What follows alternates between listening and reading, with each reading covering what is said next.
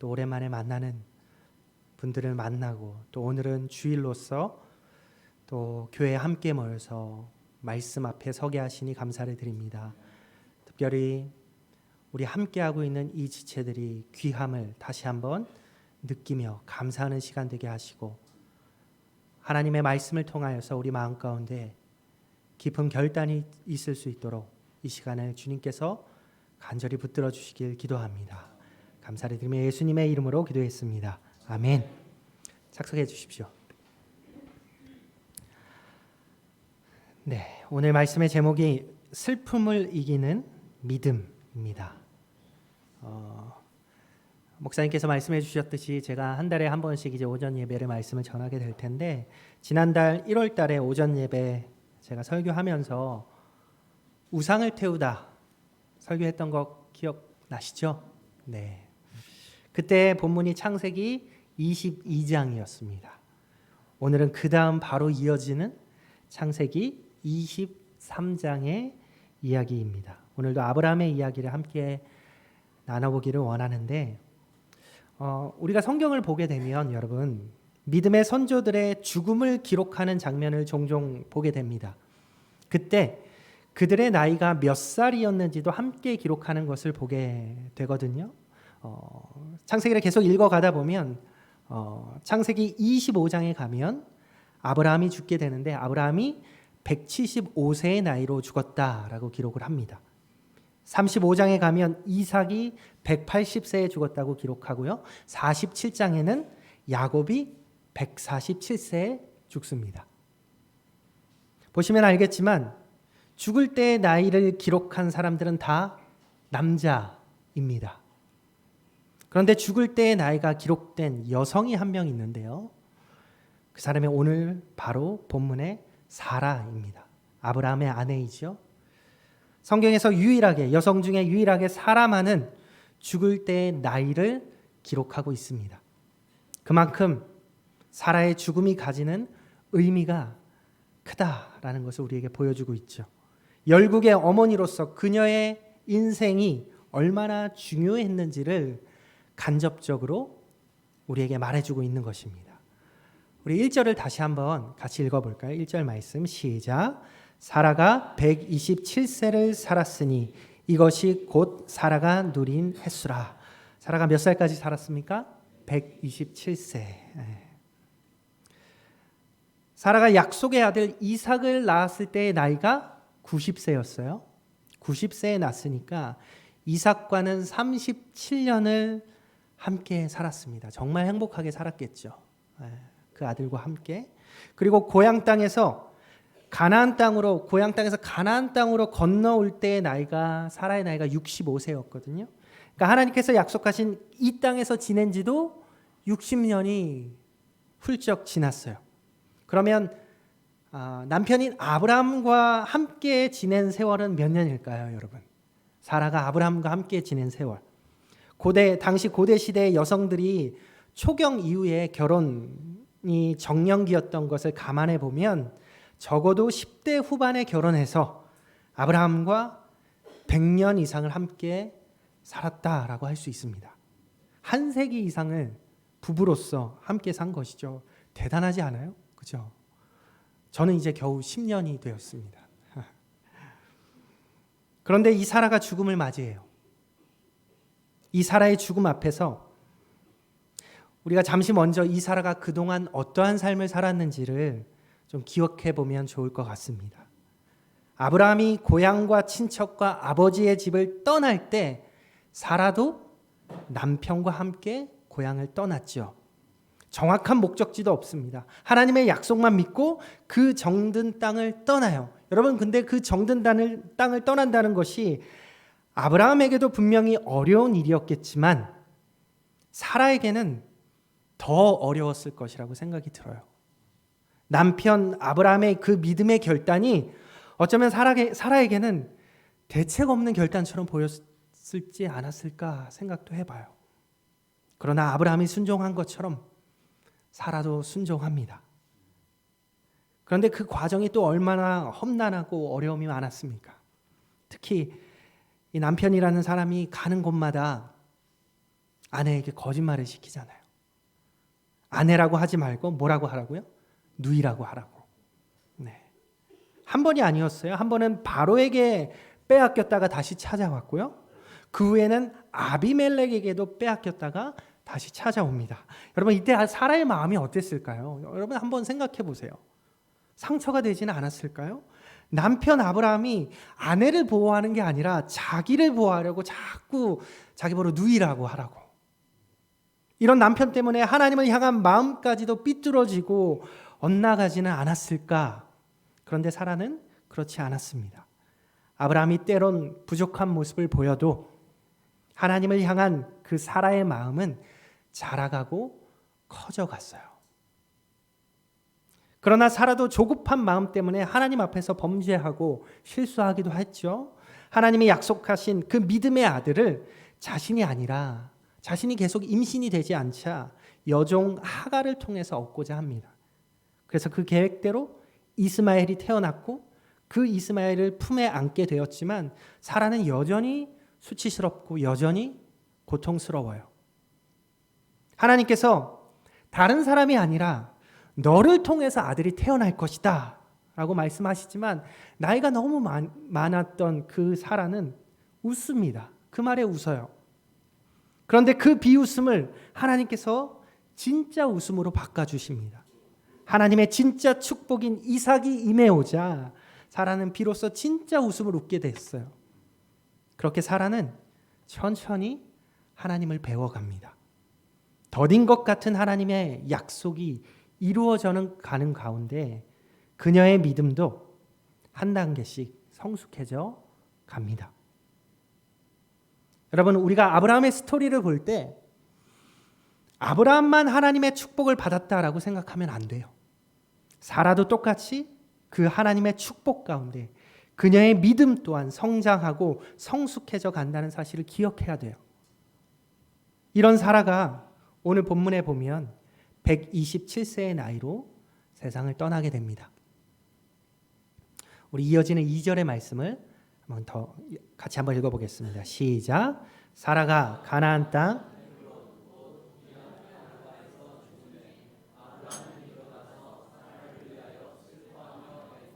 네. 사라는 가나안 땅에서도 어느 곳에서 죽음을 맞이하게 됩니까? 헤브론이라는 곳에서 죽음을 맞이합니다. 여러분 이 헤브론이 어떤 땅인지 아십니까? 창세기 13장에 보면 아브라함이 하나님을 향해서 제단을 쌓고 예배를 드렸던 장소입니다.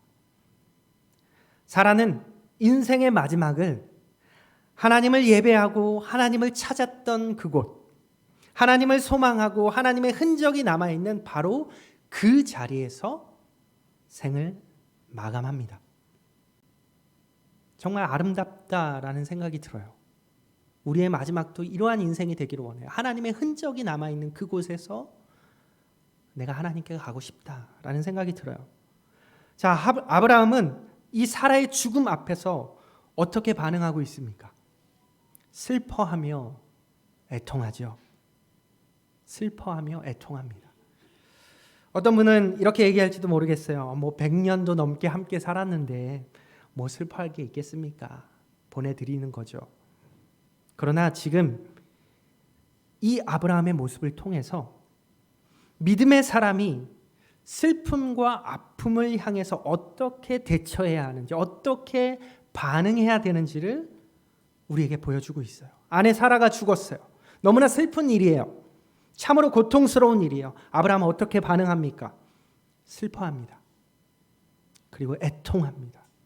세번역 성경을 보면 사라를 생각하면서 곡을 하며 울었다라고 기록을 하고 있어요. 여러분 슬픔과 고통으로부터 우리가 회복되기 위해서는요, 슬퍼하는 과정이 반드시 필요해요. 슬픔을 부정하거나 슬픔을 부인하는 것으로는 회복과 치유가 일어나지 않습니다. 여러분에게 슬픔이 다가와요. 고통이 다가와요. 여러분은 이것을 슬퍼할 수 있는 과정이 반드시 필요해요. 여러분에게도 그러한 과정이 필요해요. 왜냐하면 우리에게 믿음이 있다고 해서 우리가 슬픔 안에서 무감각해질 수 있는 게 아니에요.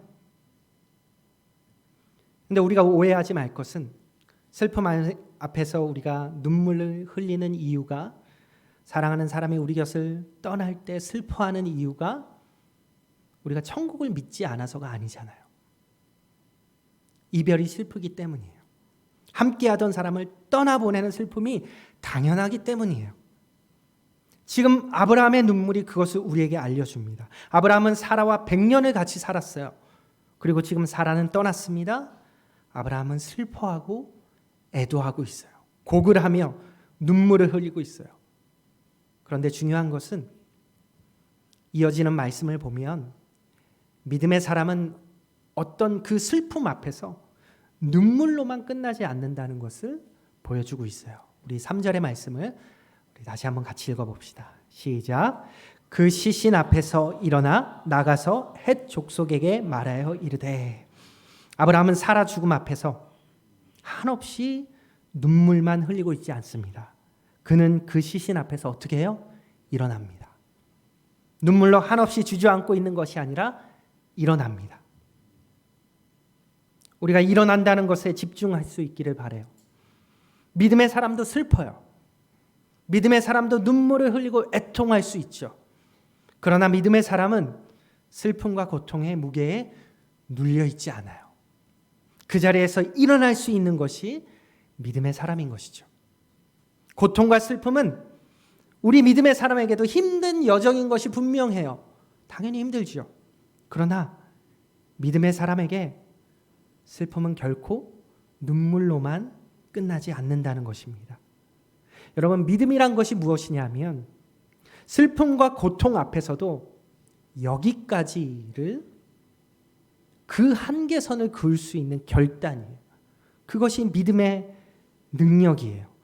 고통과 슬픔의 영향력이 엄청나죠. 여러분 느끼시잖아요. 그 영향력이라는 것이 때로는 정말로 거침이 없습니다. 우리의 마음과 우리의 생각, 우리의 느낌, 우리의 행동, 우리의 관계의 모든 영역에서 슬픔은 거침없이 우리를 덮쳐와요. 침범해요. 우리는 막아낼 수가 없습니다. 그래서 많은 사람들이 슬픔과 고통 앞에서 무너지고 망가지고 주저앉습니다. 그러나 믿음은 고통도 여기까지, 슬픔도 여기까지라는 선을 그을 수 있는 결단인 것입니다. 믿음의 사람도 분명히 슬픈 일 앞에서 슬퍼해야 합니다. 그래야 회복이 일어나니까. 그러나 슬퍼하는 것도 믿음의 모습이지만 슬픔을 딛고 일어나는 것도 믿음의 축복의 모습입니다.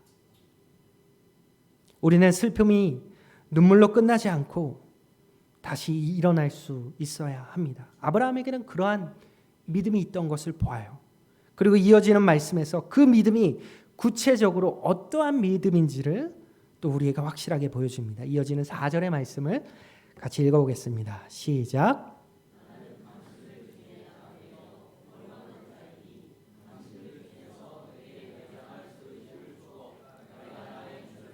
내 앞에서 내어다가 장사하게 하시오. 아브라함이 헷 족속 앞에서 이렇게 얘기하죠. 나는 나그네요 거류하는 자입니다 라고 말해요. 아브라함이 그 가나안 땅에 들어온 지 60년이 지났습니다. 아브라함의 영향력은 막대해요. 딸린 식솔들도 한 민족이 될 만큼 많습니다. 그리고 부자예요. 또한 그의 명성은 여전히 이방 사람들 입에서 오르내리고 있어요. 아브라함 대단한 사람이야. 누구도 무시하지 못할 힘과 영향력을 가진 사람이 바로 지금 이 아브라함이라는 사실이에요. 그런데 그는 그 헷 족속 앞에서 이렇게 표현하고 있는 것이죠. 나는 당신들 중에 나그네요 거류하는 자입니다. 그가 소심해서 이러는 걸까요? 그렇지 않아요. 그는 전쟁도 치러냈던 사람이에요. 아브라함은 굉장히 용기 있는 사람이에요. 그런데 왜 이렇게 말하고 있는 걸까요? 그것은 그가 가진 믿음 때문이에요. 그가 가진 어떠한 그 믿음 때문에 그는 지금 이렇게 이야기하고 있는 것입니다. 그것이 어떤 믿음인지는 히브리서 말씀에서 조금 더 자세하게 나오고 있는데요. 히브리서의 믿음의 장이라고 불리는 히브리서 11장에 보면 아브라함의 이야기를 하고 있습니다. 히브리서 11장 8절부터 10절까지의 말씀인데요. 우리 조금 길지만 우리 한번 같이 읽어보겠습니다. 시작. 믿음으로 아브라함은 부르심을 받았을 때에 순종하여 장래의 유업으로 받을 땅에 나아갈새 갈 바를 알지 못하고 나아갔으며 믿음으로 그가 이방의 땅에 있는 것 같이 약속의 땅에 거류하여 동일한 약속을 유업으로 함께 받은 이삭 및 야곱과 더불어 장막에 거하였으니 이는 그가 하나님이 계획하시고 지으실 터가 있는 성을 바랐습니다. 아브라함은 하나님이 계획하시고 하나님이 지으신 그 터가 있는 그 성을 바라고 기다렸다라고 말하고 있어요. 쉬운 성경 번역을 보니까 아브라함은 영원한 터가 있는 그 성을 기다리고 있었습니다 라고 기록합니다. 아브라함은 자기 자신을 왜 나그네라고 말하고 있냐? 그는 한 성을 기다리고 있기 때문이에요. 그는 영원한 한 성을 바라고 있기 때문이에요. 우리 히브리서에 이어지는 16절의 말씀 한번 더 읽어봅시다. 16절 시작. 그들이 이제는 더 나은 본향을 사모하니 곧 하늘에 있는 것이라. 이러므로 하나님이 그들의 하나님이라 일컬음을 받으심을 부끄러워하지 아니하시고 그들을 위하여 한 성을 예비하셨느니라. 아브라함은 자신이 지금 서 있는 그 땅, 그 가나안 땅이 하나님께서 믿음으로 후손들을 위해 주신 약속의 땅임을 알고 있어요. 알고 있어요. 그런데 왜 그는 이방인처럼 나그네처럼 거류하는 사람처럼 그 땅에 거하고 있습니까? 왜냐하면 그는 진짜 고향이 따로 있음을 알았기 때문이에요. 그에게는 더 나은 본향이 있는 것을 그는 확신했고 그것을 사모했기 때문이죠.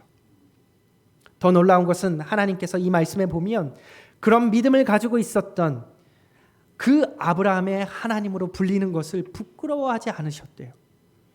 이 땅을 밟고 살아가고 있지만 더 나은 본향이 있다는 것을 믿고 살아가는 사람들의 하나님으로 불리는 것을 하나님은 자랑스럽게 생각하신다는 거예요.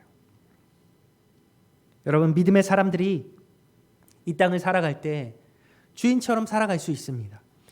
하나님께서 이 땅을 살아가는 우리들에게 젖과 꿀이 흐르는 땅의 축복을 우리에게 부어주시기도 하시죠. 그러나 이 땅에서 누리는 젖과 꿀이 흐르는 그 축복은 다가올 축복의 그림자에 불과한 것이에요. 비교할 수가 없어요. 그것은 하나님께서 이 땅에 보여주실 수 있는 맛보기일 뿐이에요. 여러분은 살짝 맛을 보고 계신 것 뿐이에요. 이 땅은 잠시 지나가는 것이죠. 더 나은 본향이 있다는 거예요. 아브라함이 이 땅에서 많은 것을 가지고 있었고 선한 영향력을 끼치고 있었지만 그의 시선은 이 땅 가운데 빼앗기지 않고 하늘을 바라보고 있었고 본향을 바라보고 있었던 것입니다. 이러한 믿음 때문에 아브라함의 슬픔은 눈물로 끝나지 않고 다시 일어날 수 있는 믿음이 되었던 것입니다. 이것이 아브라함의 믿음이고 우리가 반드시 본받아야 할 나그네 믿음인 거예요. 나그네 믿음. 우리에게도 아브라함처럼 나는 나그네요, 거류하는 자입니다 라는 그 나그네 믿음이 필요합니다. 그럴 때 우리도 아브라함처럼 슬픔과 고통 앞에서 여기까지를 외칠 수 있는 거예요. 나그네 믿음이 있을 때 슬픔의 영향력이 더 이상 퍼져나가지 않도록 믿음의 결단을 할 수 있는 거예요. 그리고 그 슬픔의 자리에서 툭툭 털고 다시 일어날 수 있는 것이죠. 이 땅의 슬픔이 끝이 아니기 때문이죠. 우리에게는 더 나은 본향이 있기 때문이죠. 여러분, 나그네 믿음은 목적지를 잊지 않는 것입니다.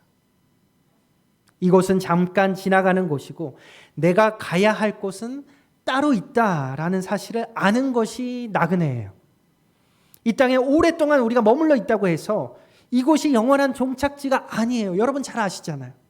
영원한 종착지는 따로 있다는 그것을 아는 것, 그 목적지를 잊지 않는 것이 나그네의 믿음입니다. 아브라함은 약속으로 가나안 땅을 밟았지만 그의 시선은 거기에 머무르지 않고 영원하고 더 나은 본향을 향해 왔습니다. 그것을 향해 있어요. 그것이 아브라함의 목적지이고 그것이 아브라함의 나그네 믿음인 것입니다. 나그네가 이 땅을 부러워할까요? 아니에요. 왜 그래요? 이것은 그냥 지나가는 곳임을 알고 있기 때문이에요. 그런데 우리가 속상해하고 때론 슬픔 속에서 헤어나오지 못하는 이유가 무엇입니까? 우리가 이 세상에 이 땅 가운데 안주하려고 하고 때로는 뿌리를 내리고 있기 때문이에요. 그러다가 세상의 다른 것들과 비교하다 보니까 내 마음의 실망과 불만족, 시기, 슬픔, 고통이 찾아오는 거죠. 우리에게도 나그네 믿음이 필요한 것입니다. 여러분 혹시 SNS 하시나요? 네, 우리 젊은 청년들이나 젊은 분들은 좀 하실 텐데 페이스북이나 인스타그램 같은 SNS 통해서 우리가 자신의 일상생활이나 사진이나 영상이나 이런 것들을 공개하고 공유하잖아요. 먹는 음식을 올리기도 하고 어디 놀러 간 사진을 올리기도 하고 애기들 키우는 분들은 육아 사진을 올리기도 해요. 근데 그런 사진 영상들을 이렇게 보고 있다 보면 여러분 어떤 마음 드세요? 비교의 마음이 쓱 하고 들어와요. 저도 그래요. 누구는 맨날 저렇게 맛있는 집, 맛집 찾아가서 좋은 거 먹으러 다니는 것 같은데 난 뭐지? 부럽다. 나는 해외여행 한 번도 못 갔는데 쟤는 1년에 몇 번을 가는 거지? 도대체 무슨 시간이 나서 저렇게 놀러 다니지? 정말 부럽다. 나는 육아가 너무 힘든데 왜 저 사람은 저렇게 쉬워 보이지? 저렇게 행복해 보이지? 남편이 잘 도와주나? 부럽다 라는 생각. 이런저런 비교의 마음들로 인해서 여러분 내 마음에 실망, 불만족, 불평, 슬픔이 찾아와요. 저도 경험해요. 저에게도 나그네 믿음이 필요한 거예요. 여러분 이 땅에 뿌리 내리려고 하고 안주하려고 하다 보면 우리 주변에는 슬픔과 실망으로 가득 차게 되어 있어요. 그러나 나그네 믿음은 이 땅이 우리 집이 아니기 때문에 여기는 잠시 있다가 지나가는 곳이기 때문에 이 땅 때문에 괴로울 것도 없고 우쭐할 것도 없다는 거예요. 우리에겐 진짜 고향이 있고 더 나은 본향이 있어요. 이런 아브라함의 믿음이 우리에게도 필요한 것입니다. 이어지는 말씀을 조금만 더 살펴보면 아브라함은 헷 족속에게 나는 나그네이기 때문에 아내를 장사할 곳이 필요합니다. 땅을 나에게 좀 주십시오라고 나에게 좀 파십시오라고 요청을 해요. 그러자 헷 족속이 뭐라고 대답하는지 우리 6절의 말씀을 한번 보겠습니다. 6절 시작. 내 주여 들으소서. 당신은 우리 가운데 있는 하나님이 세우신 지도자이시니 우리 묘실 중에서 좋은 것을 택하여 당신의 죽은 자를 장사하소서. 우리 중에서 자기 묘실에 당신의 죽은 자 장사함을 금할 자가 없으리이다. 이 말씀에서 우선 아브라함이 헷 족속 사람들에게 어떤 평가를 받고 있는지 여러분 잘 보셔야 돼요. 뭐라고 말하고 있어요? 당신은 우리 가운데 있는 하나님이 세우신 지도자입니다 라고 말하고 있어요. 다른 성경을 보니까 우리의 위대한 지도자, 우리 가운데 강력한 통치자라고 말하고 있어요. 아브라함은 아까 우리가 살펴봤지만 스스로를 나는 이 땅을 잠시 지나가는 나그네로 고백하고 말하고 있지만 그 땅의 거민들은 아브라함을 어떤 사람으로 보고 있어요? 당신은 하나님이 세우신 지도자이고 위대한 지도자이고 강력한 통치자로 보고 있어요. 이것이 우리가 아브라함에게서 배우는 또 하나의 나그네 믿음이에요. 뭐예요? 나그네 믿음은 하나님께만 인정받는 게 아니라 땅의 사람들에게도 인정받는 사람이어야 해요. 이 땅은 잠시 거쳐가는 곳이라고 생각하고 그냥 이 땅을 허투루 사는 것이 나그네 믿음이 아니에요. 절대로 아니에요. 여러분 착각하시면 안 돼요. 우리의 모습이 누군가에게 저 사람 같으면 나 교회 안 나가 라는 말을 들어서는 안 돼요. 여러분. 이 땅을 나그네로서 우리가 살아가지만, 나그네 믿음을 품고 살아가지만 주어진 삶을 최선을 다해 사는 것 또한 우리의 할 일이에요. 이웃들에게 칭찬받는 사람이 되어야 하고요. 이웃들에게 칭찬받는 교회가 되어야 해요. 이처럼 아브라함은 나그네 믿음으로 살아가면서도 주변으로부터 칭찬과 존경과 존중을 받습니다. 오늘날 신앙인들이 세상 사람들에게 들어야 할 모습이고 들어야 할 메시지예요. 아브라함이 사라의 매장지를 필요로 합니다. 헷 족속 사람들이 뭐라고 해요? 그냥 쓰세요라는 거죠. 당신이라면 여기에 어느 누구도 땅을 안 줄 사람이 없습니다. 그냥 쓰십시오. 얼마든지 내어주겠습니다 하는 거예요. 그런데 아브라함은 그 호의를 정중하게 거절합니다.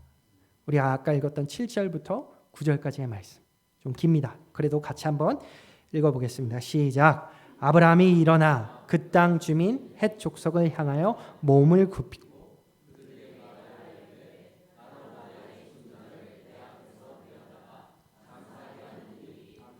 뜨실진데 내 말을 듣고 나를 위하여 소알의 아들 에브론에게 구하여 그가 그의 반머리에 있는 그의 막벨라 굴을 내게 주도록 하되 충분한 대가를 받고 그 굴을 내게 주어 당신들 중에서 매장할 소유지가 되게 하기를 원하노라 하매.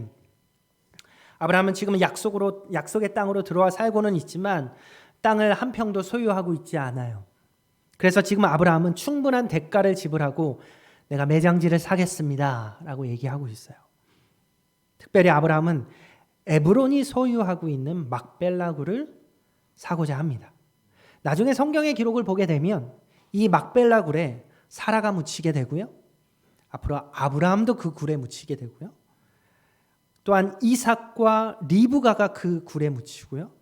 야곱과 레아도 그 굴에 묻히게 돼요. 믿음의 조상들이 묻히는 땅이 돼요. 이 막벨라 굴이. 그런 의미에서 이 막벨라 굴은 단순한 매장지가 아니에요. 막벨라 굴은 아직 약속의 땅을 차지하지 못한 이 믿음의 사람 아브라함이 믿음으로 그 땅을 취하겠다는 영적인 고백이 담겨 있는 행동이에요. 이 말씀을 보면서 이런 생각 들 수도 있어요. 아니, 하나님께서 가나안 땅 전체를 주시겠다고 약속하셨는데 아브라함은 왜 굳이 값을 치르고 자기 돈을 치르고 땅을 사려고 할까? 여러분, 지금 아브라함의 이 행동이 단지 몇 평 땅을 사서 내 땅을 만들겠다라는 의미가 아니에요. 매장지를 사겠다는 지금 이 의미는 이제 내가 약속으로 받는 이 땅에 내가 믿음의 깃발을 꽂겠다는 그의 신앙의 고백이에요. 약속의 흔적, 믿음의 흔적을 이 땅에 내가 남겨놓겠다라는 아브라함의 강력한 고백이 담겨 있는 것이에요. 그것은 아직 이방인들로 가득한 그 약속의 땅에 아브라함이 믿음의 전진 기지를 세우는 것이고 이곳은 하나님이 주신 곳이니 이곳은 믿음의 땅입니다라고 외치는 그의 믿음의 선포이고 다가올 후손들에게 하나님의 은혜를 보여줄 수 있는 표지판이 되는 것이고 하나님의 언약은 신실하시고 그 언약은 반드시 이루어질 것이라고 고백하는 아브라함의 믿음의 고백이 담긴 행동인 것이에요. 아브라함은 지금 돈으로 땅을 사고 있는 게 아니에요. 믿음으로 땅을 취하고 있는 거예요. 근데 재밌는 사실은 이 막벨라 굴이 어떤 사람의 소유라고 했어요? 에브론의 소유였죠.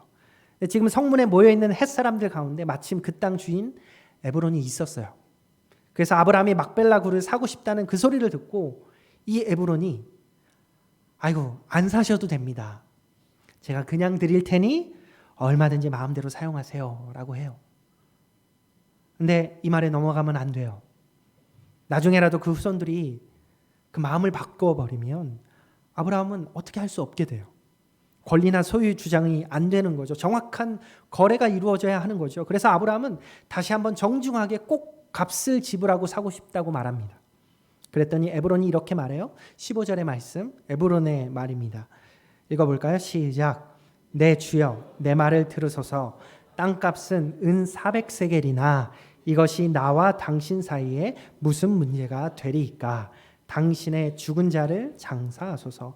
뭐라고 말하고 있어요? 아이고, 원래는 땅값이 400세겔인데요. 근데 그 당신과 나 사이에 무슨 소용이 있겠습니까? 그냥 사용하세요 하는 거죠. 그냥 사용하라고 하면서 은근슬쩍 뭘 얘기하고 있어요? 땅값을 얘기하고 있죠. 제가 자료를 찾아보니까 당시의 거래 방식이 이와 같았대요. 모든 예우를 동원해서 상대방의 체면을 최대한 세워주고 기분 좋게 해주면서 동시에 자신이 원하는 가격을 슬그머니 제시하는 방식인 거죠. 그렇기 때문에 에브론의 그 빈말을 곧이곧대로 듣고 믿고 공짜로 받겠다고 했다면 그 굴은 믿음의 사람들이 묻히는 굴이 되지 못했을 거예요. 그런데 제시한 금액이 얼마였어요? 400세겔이래요. 우리는 세겔이라는 돈의 단위를 잘 모르기 때문에 감이 잘 안 오실 거예요. 당시에 성인 남자가 1년 동안 열심히 일해서 1년이에요. 1년 동안 열심히 일해서 벌 수 있는 돈이 은 5세겔에서 10세겔 정도입니다. 따라서 400세겔이라는 돈은 5세겔을 버는 사람이라면 80년 동안 일해야 벌 수 있는 돈이고 10세겔을 버는 사람은 40년 동안을 꼬박 일해야 벌 수 있는 돈이에요. 지금 에브론이 엄청난 가격으로 부르고 있는 거예요. 그 굴을.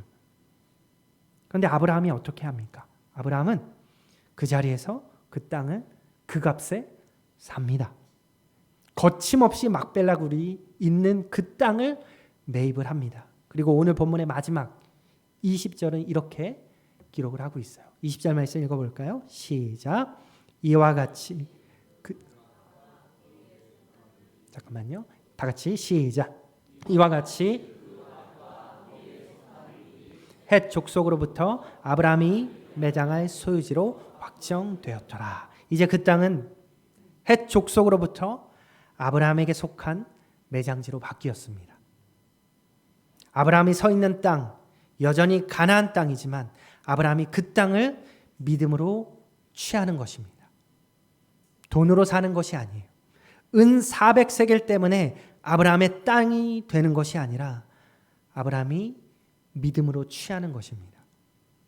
이처럼 아브라함이 가지고 있었던 그 나그네 믿음은 믿음으로 이 땅을 취하는 믿음이고 믿음의 깃발을 이 땅 가운데 꽂는 믿음인 거예요. 우리는 오해할 수 있어요. 나그네 믿음은 어차피 지나갈 이 세상과는 분리되어 사는 믿음이라고 오해하기가 쉬워요. 여러분, 그러나 그렇지 않아요. 절대로 그렇지 않아요.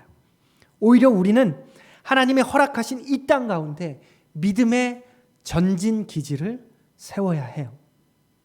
여러분이 밟고 있는 그곳이 하나님의 땅이 되도록, 여러분의 삶의 터전이, 여러분의 일상이 하나님의 나라가 되도록 우리의 믿음의 깃발을 여러분의 그곳에 꽂으셔야 돼요.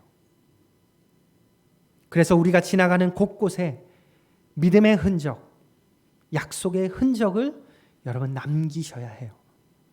우리가 믿는 자들이 가는 곳마다, 그리고 우리 종암교회가 가는 그곳마다 세상 땅이 하나님의 땅으로 바뀌는 역사가 일어나야 하는 것이죠. 절대로 이 땅을 허투루 그냥 지나가는 땅이니까 희미하게 살아가서는 절대로 안 되는 것입니다. 이것이 오늘 본문의 아브라함을 통해서 배우는 믿음의 축복입니다. 오늘 아브라함은 100년 이상을 함께 살았던 사랑하는 아내 사라를 떠나보냈습니다. 그는 슬펐어요. 그리고 그는 울며 애통했습니다. 고글하며 슬퍼했습니다.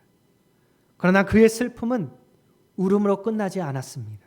그는 그 자리에서 다시 일어났습니다. 그를 슬픔 가운데 다시 일으킨 그 믿음은 나그네 믿음입니다. 더 나은 본향, 진짜 고향이 있음을 믿고 다시 일어나는 나그네 믿음입니다. 그리고 아브라함은 그 믿음으로 그 땅에 믿음의 깃발을 꽂습니다. 약속의 땅에 믿음의 전진 기지를 세우고 믿음의 선포를 합니다. 그것은 하나님의 언약의 신실함을 고백하는 것이고 다가오는 후손들에게 하나님의 은혜를 외치는 선포인 것입니다. 여러분 혹시 슬픔과 상실을 경험하고 계십니까? 나름대로 믿음으로 살고 있지만, 또 하나님을 섬기고 있지만, 또 약속된 축복을 기다리지만 삶 가운데 실망스러운 일들로 인해서 슬픔과 고통과 상실을 경험하십니까? 그러나 여러분 절대로 절망하지 말고 포기하지 말고 주저앉지 말기 원합니다. 우리 하나님의 약속은 이 생에만 국한되지 않습니다. 우리는 아브라함처럼 더 나은 본향을 사모하는 그 믿음을 우리 또한 소유해야 합니다. 우리의 인생은 이 땅에서 누리는 몇십 년의 인생으로 끝나지 않습니다. 그러므로 이 땅을 살아가는 동안 아브라함이 가졌던 그 나그네 믿음을 가지고 슬픔과 상실 가운데서도 다시 한번 일어나서 이 세상 땅에 여러분 믿음의 깃발을 꽂을 수 있기를 원합니다. 여러분이 믿음의 전진 기지를 세울 때 여러분이 밟는 모든 땅이 하나님의 땅으로 고백되는 역사들이 일어나게 될 줄 믿습니다. 오늘 말씀의 제목처럼 슬픔을 이기는 믿음, 아브라함과 같은 그 나그네 믿음을 품고 사시는 여러분이 되시기를 주님의 이름으로 축복하고 소망합니다. 우리 이 시간 잠시 기도하겠습니다. 여러분 들은 말씀을 가지고 여러분 각자가 먼저 기도하기 원합니다. 하나님께서 우리에게 믿음을 허락하십니다. 그러나 오늘 아브라함의 이야기를 통해서 우리가 갖게 되는, 소유하게 되는 그 믿음은 나그네 믿음이에요. 나그네 믿음. 이 땅이 전부가 아닌 것 우리 알고 있어요. 그러나 때로는 슬픔 앞에서 함몰되어서 헤어나오질 못하는 경우도 있어요. 여러분 아브라함을 기억하세요. 사라와의 이별의 슬픔 가운데 그는 주저앉고만 있지 않고 일어났습니다. 그리고 세상을 향해서 믿음의 깃발을 꽂습니다. 오히려 세상 사람들로부터 존경을 받는 그 아브라함의 모습을 보면서 이 땅을 내가 어떻게 살아가야 되는지, 어떠한 믿음으로 살아가야 되는지를 배우게 됩니다. 여러분 고통과 슬픔 앞에서 여러분의 믿음이 나그네 믿음으로 주님 앞에 설 수 있기를 원합니다. 이 시간에 각자가 하나님 앞에 받은 은혜와 말씀을 놓고 잠시 기도하도록 하겠습니다. 하나님 주님